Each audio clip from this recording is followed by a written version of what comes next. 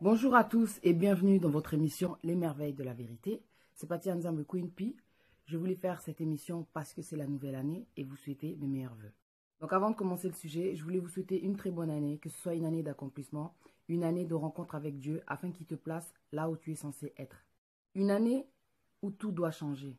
Une année où tu ne passeras pas à côté de ta chance, à côté de ce qui t'est destiné. Une année où tu vas changer ta vie, ton esprit. Aller à l'église, c'est bien, mais pratiquer, franchement, c'est mieux. Beaucoup disent Amen après les discours, après les prédications, dès qu'il y a une belle phrase, mais ont du mal à pratiquer la parole.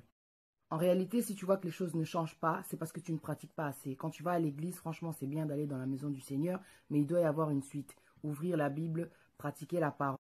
Pratiquer la parole pour que tu puisses grandir aussi spirituellement, que tu puisses avancer sereinement, construire ta paix, et que tu puisses aussi te protéger contre ce que fait le diable. Étudier la parole, c'est-à-dire lire la Bible, retenir les versets qui te touchent, essayer en fait de comprendre l'identité de Dieu parce que Dieu est amour, mais le diable est ta mère. Il y a beaucoup de situations dans la vie que nous traversons et souvent en tant qu'être humain, on aime bien faire les choses par nous-mêmes, notre propre volonté. On oublie la volonté de Dieu. Quand tu marches selon toi-même, le risque c'est que tu risques de te perdre quand tu n'es pas accroché à Dieu. Et quand tu n'es pas accroché à Dieu, c'est le diable qui te récupère. Le diable, quand il te récupère, c'est pour prendre tes chances, pour détruire ton don. C'est pour l'étouffer. C'est pour t'empêcher d'aller vers ta destinée.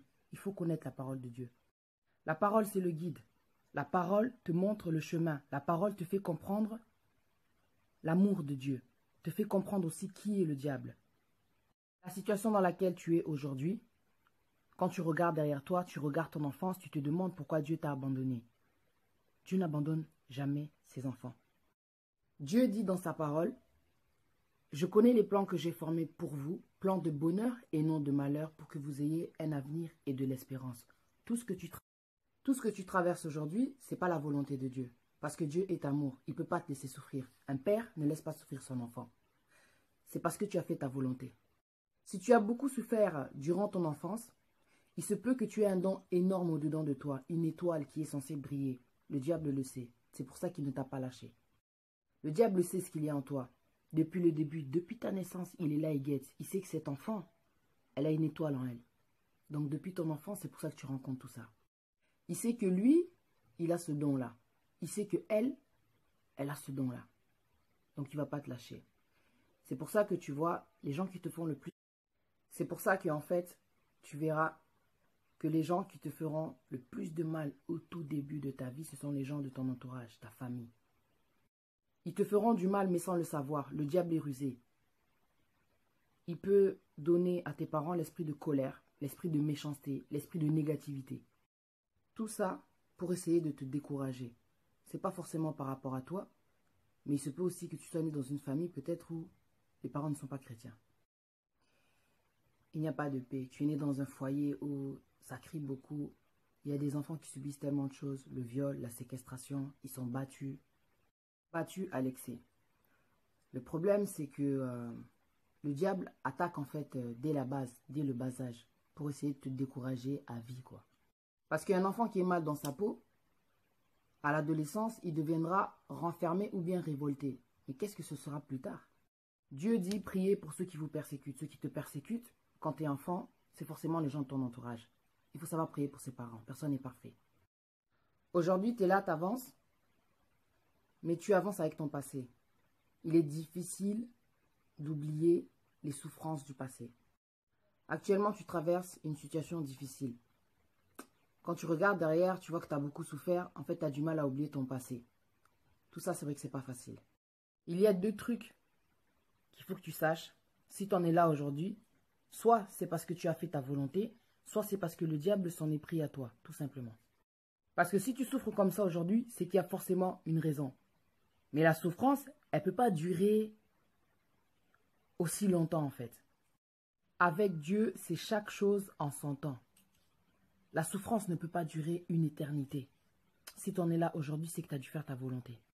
Parce que quand tu fais la volonté de Dieu, franchement, tu te retrouves. Tu oublies ton passé, tu avances légèrement, avec la paix, tu pardonnes.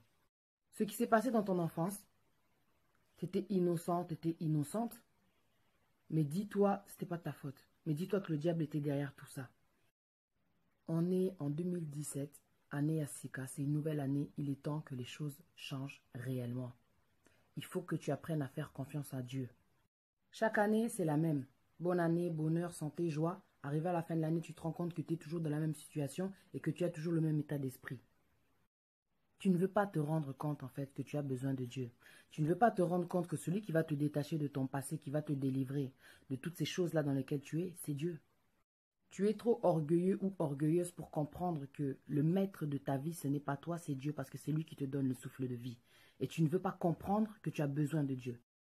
Quand on essaye de faire les choses selon notre propre volonté, franchement, on se prend que des murs. C'est pour ça que tu rencontres tous ces obstacles. Quand tu viens vers Dieu, il te délivre. Si tu veux que les choses changent réellement cette année, que ce soit différent, déjà de un, si tu ne connais pas Dieu, accepte le Seigneur Jésus-Christ comme sauveur. Fais une cure d'âme. Fais des délivrances. Détache-toi de ton passé. Ne va pas te confier à n'importe qui parce que le diable aussi est partout. Il peut même te faire croire que Dieu n'existe pas à travers une mauvaise expérience quand tu vas te confier chez un homme de Dieu.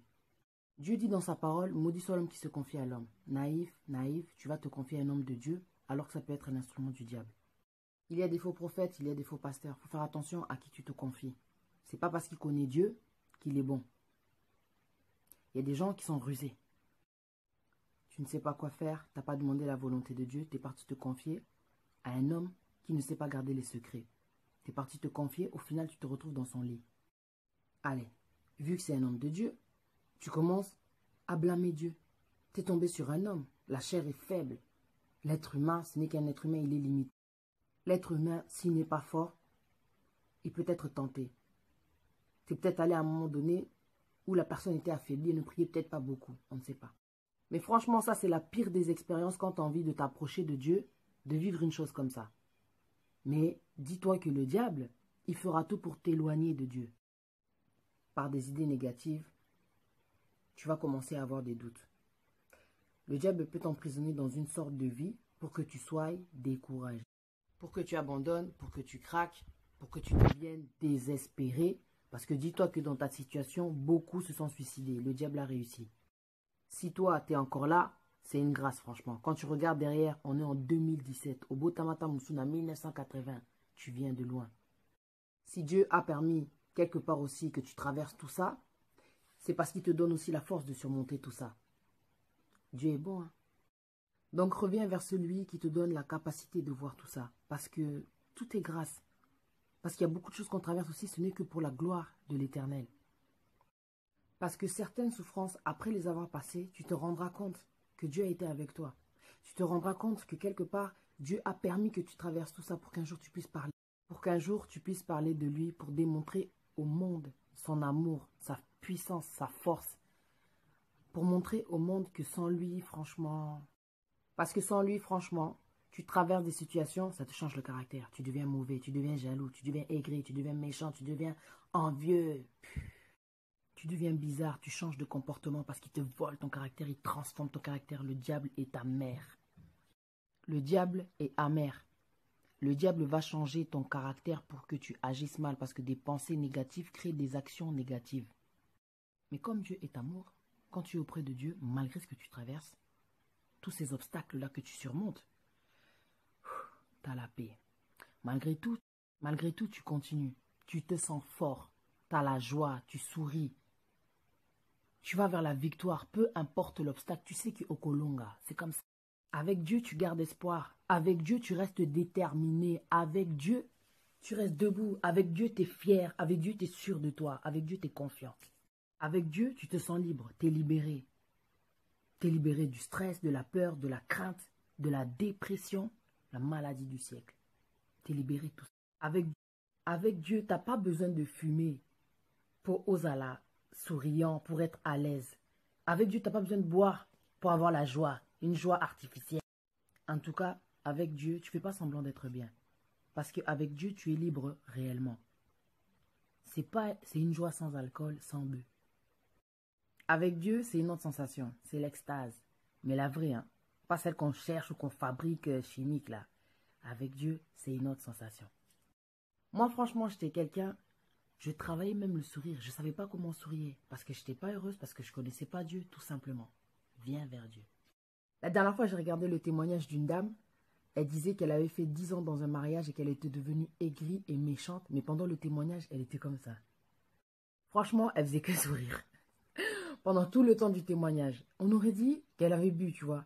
Mais c'était naturel. Parce qu'elle connaît Jésus, en fait. Quand tu rencontres Jésus, quand tu rencontres Dieu, tu changes d'état d'esprit. Il nettoie tout ça là, toute la négativité que le diable a fait, toute cette prison dans laquelle il t'avait enfermé. Il fait que tu te sentes bien. Il fait que tu oublies ton passé pour mieux avancer. Il te libère, il te délivre. Dieu, je ne sais pas comment le définir. C'est pour cela que franchement, cette année 2017, il faut que ce soit ton année de rencontre avec Dieu. Parce qu'après, tout le reste, tu l'auras. Donc, quand tu pries, n'attends pas seulement la pluie de bénédiction. Tu dois pratiquer. Quand tu te donnes aussi, tu reçois. C'est comme ça. Quand tu as la foi, ça te permet de rester proche de Dieu. La parole te permet de nourrir ta foi. Elle te permet de rester stable aussi.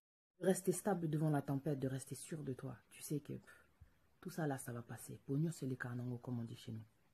La parole de Dieu, c'est la force. 2017, tu mérites de vivre autrement. Tu mérites d'avoir une vie différente pour toi et tes enfants, ta famille, ton mari, ta femme. Si tu viens à Dieu, si tu reviens vers Dieu, si tu acceptes que tu enlèves l'orgueil, Dieu résiste aux orgueilleux. Hein. Tu reviens vers lui avec humilité, il va t'élever bien sûr, mais il va te sauver. Il va te sauver. Tout concourt au bien de ceux qui recherchent Dieu, de toute façon. Le psaume 125, verset 1. Dieu dit, ceux qui se confient en l'Éternel sont comme la montagne de Sion. Elle ne chancelle point, elle est affermie pour toujours. Dans le psaume 125, Dieu dit au verset 5, ceux qui sèment avec larmes moissonneront avec chant d'allégresse. Il faut faire confiance en Dieu. Quand on vient vers lui avec notre souffrance et notre tristesse, on vient vers lui, il nous délivre de tout ça. Au final, on a la joie, on a la paix, on a la force, on a le courage. Donc il est temps de prendre des décisions, les bonnes décisions, celles qui te permettront de rester proche de Dieu, de connaître Dieu, d'être transformé pour être amené vers ta destinée. Et peu importe ce que tu traverses, dis-toi que le Dieu d'Israël est avec toi. L'Éternel des armées, il est là avec toi. Psaume 121, versets 5 à 8. L'Éternel est celui qui te garde, l'Éternel est ton ombre à ta main droite pendant le jour, le soleil ne te frappera point, ni la lune pendant la nuit. L'Éternel te gardera de tout mal, il gardera ton âme. L'Éternel gardera ton départ et ton arrivée dès maintenant et à jamais. Il sera avec toi pour toujours. Proclame les choses. Proclame, invoque-le de tout ton cœur, sincèrement. Et tu verras que 2017, ça sera vraiment ton année, ça ne sera pas que des discours. Avec Dieu, tu vas changer de caractère. Toutes ces mauvaises habitudes, ça va partir. Tu seras quelqu'un de nouveau. Les gens seront surpris. Certains seront confondus, confus. Mais c'est vrai que franchement, quand on est jeune, on a la flemme de lire la parole de Dieu. Mais comme on dit, l'appétit vient en mangeant. Dans la vie, on n'a rien sans rien. Il faut que tu fasses un effort. Là où tu vois que tu as une faiblesse, demande à Dieu d'agir dans ce domaine. Moi, j'étais quelqu'un, franchement, Bible, oula, mais Dieu a agi. Histoire de faire comprendre l'amour de Dieu, j'ai fait mon propre témoignage. Tu cliques sur le lien qui est au-dessus de la vidéo et tu pourras le voir. C'est juste histoire de faire comprendre à quel point Dieu est bon, quoi. Et tu comprendras en fait à travers le témoignage que j'ai fait que Dieu délivre quand tu viens vers lui. Il te change, il te transforme, il te donne une nouvelle vie. Donc voilà, les merveilles de la vérité, c'est terminé. Je vous dis à très bientôt pour un nouveau sujet par la grâce de Dieu. 2017, ça va aller, ça doit aller.